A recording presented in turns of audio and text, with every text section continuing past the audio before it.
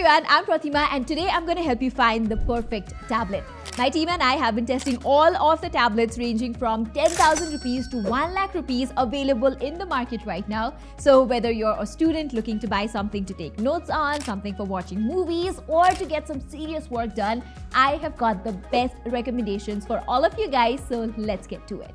Let's start with the budget options. So if you're someone who just wants a basic tablet experience for the least amount of money, I don't think it gets better than the Redmi Pad SE. It costs less than 10,000 rupees, has 4G connectivity, a fairly compact design, a bright, colorful display, decent performance, and battery that lasts a couple of days.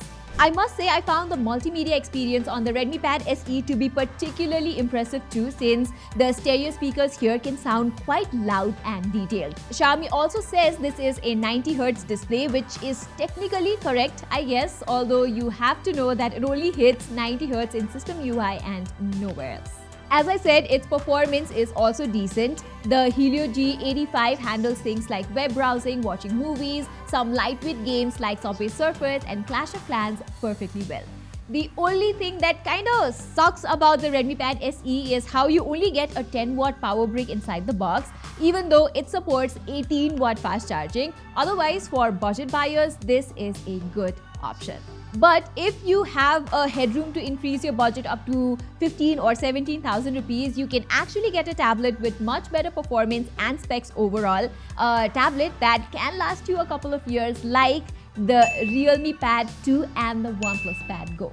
Both the tablets have very similar features, and in our test, we have been impressed with both. But if I have to be honest and pick one, I would pick the Realme Pad 2 for exactly two reasons.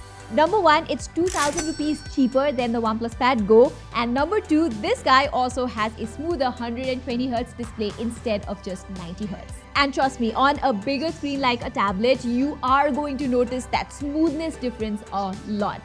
Besides that, the actual quality of the Realme Pad 2's display is fantastic as well, thanks to a sharp 2K resolution, a rich 10-bit color depth, and even hardware-level protection against harmful blue lights. I am also okay with its performance considering the price tag. I can multitask between a couple of apps on this thing without any significant lag, while its Helio G99 chip also lets me play some demanding games like PUBG at low settings. The Realme Pad 2's battery life is equally impressive as well, comfortably going 2 to 3 days on a single charge. I really wish Realme was more attentive in terms of software updates though, since it's still stuck on Android 13. But other than that, this is a great budget tablet. Alright, if you're someone who wants a bit more raw power than the Realme Pad 2, someone who likes to play a little bit of games like PUBG at 60 FPS, then you can check out the Redmi Pad Pro, also known as the Poco Pad 5G.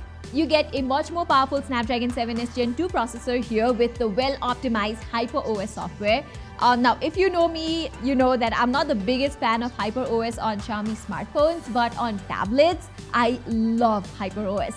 There are no bloatware apps to worry about, and all the multitasking features available on the Redmi Pad Pro are so brilliantly easy to use as well. The Redmi Pad Pro is also an excellent multimedia tablet thanks to its massive 12.1 inches display with pretty much all the display certifications in the world, including Dolby Vision, and its 4-speaker setup is just as amazing. With its huge 10,000 mAh battery, I never have to worry about its battery life either.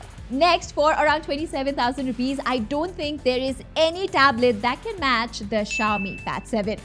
I will highly suggest you watch my full review for all the little details, but here's a little recap.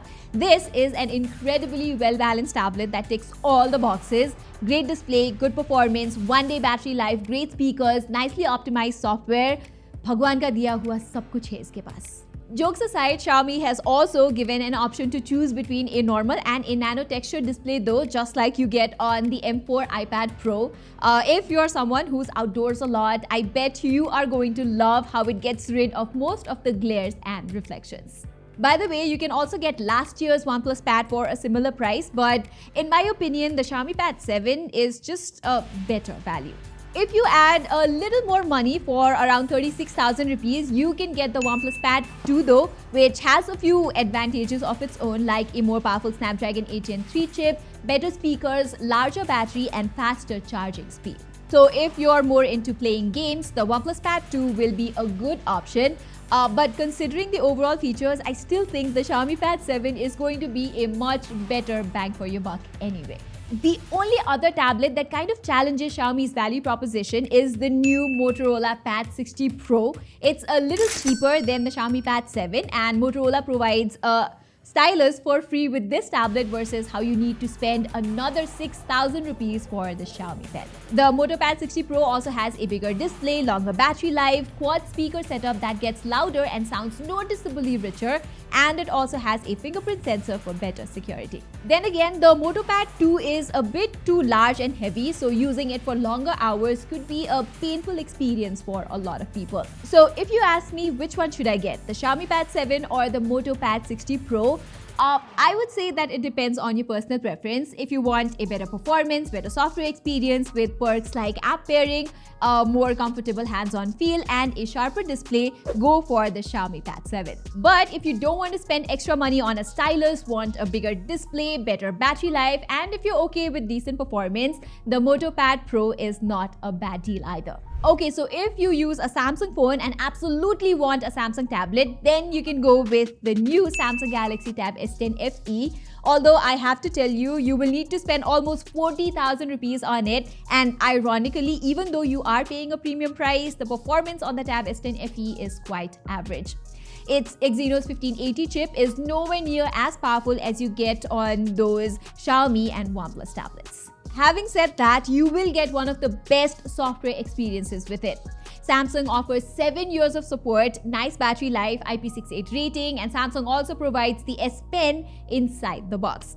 Actually, if you want to save some money, you can also opt for the Samsung Galaxy Tab S9 FE that's available for 30,000 rupees right now. Except for the slightly weaker performance, almost everything on the Tab S9 FE is similar to the Tab S10 FE. Okay, moving on. If you're in search for a flagship Samsung tablet, Samsung's Tab S9, S10 Plus, and S10 Ultra are available too. But unless you want a bigger screen, I think the Tab S9 is a better fit for most people.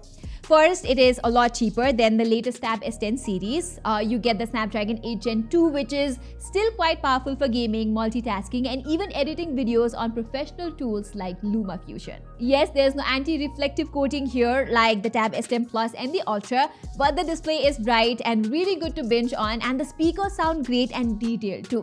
Also, you get the S Pen inside the box itself. Okay, I've talked about a bunch of awesome Android tablets so far, but what about the iPads? Well, if you're in the Apple ecosystem and you really want an inexpensive iPad, then the new 11th Gen iPad is your obvious choice. This year, we get a couple of nice upgrades compared to the 10th Gen iPad. So first off, the 11th Gen iPad has a more powerful A16 chip instead of the A14 Bionic we get on the 10th Gen iPad. I also love how Apple has finally said goodbye to 64GB storage this time by including 128 gigs of storage on this tablet. The iPad 11 also has a great screen, and if you're an artist or a designer, iOS apps like Procreate are just so good, and the Apple Pencil is one of the best stylus I have ever used. However, the main deal breaker for me is that this tablet still comes with a 60Hz screen, which looks absolutely ridiculous on a big screen. Check out this slowed down footage of the Xiaomi Pad 7 and the 11th Gen iPad's displays. The iPad feels so stuttering. And also, it's a little ironic that Apple's latest entry-level iPad still does not support Apple Intelligence. Moving on, Apple also sells mini-sized iPads, and if you're someone who likes reading, journaling, watching movies, and even gaming, the iPad mini is a fun, moderate-sized iPad to carry around. It has a nice 8.3 inches display and it weighs less than 300 grams, making it a perfect little tablet to carry around. And with the powerful A17 Pro chip, if you want something bigger than your smartphone but smaller than a regular tablet for gaming, this is a powerful enough option. Next, if you want a larger screen iPad, something that sits right in the middle of the base iPad and the ultra expensive iPad Pro, I think the recently launched M3 iPad Air is a decent choice.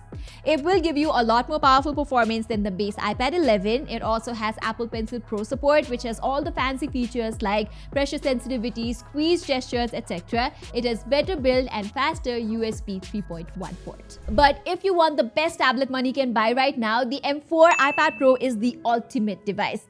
I have been using it for almost 7 to 8 months now, and it has offered me with the absolute best tablet experience as a whole, kind of like a laptop replacement while I'm on the go. Now, to be fair, it's an easy overkill for almost 99% of the people, but for creative professionals who do photo and video editing, illustration and graphic design on a tablet, it does not get better than this.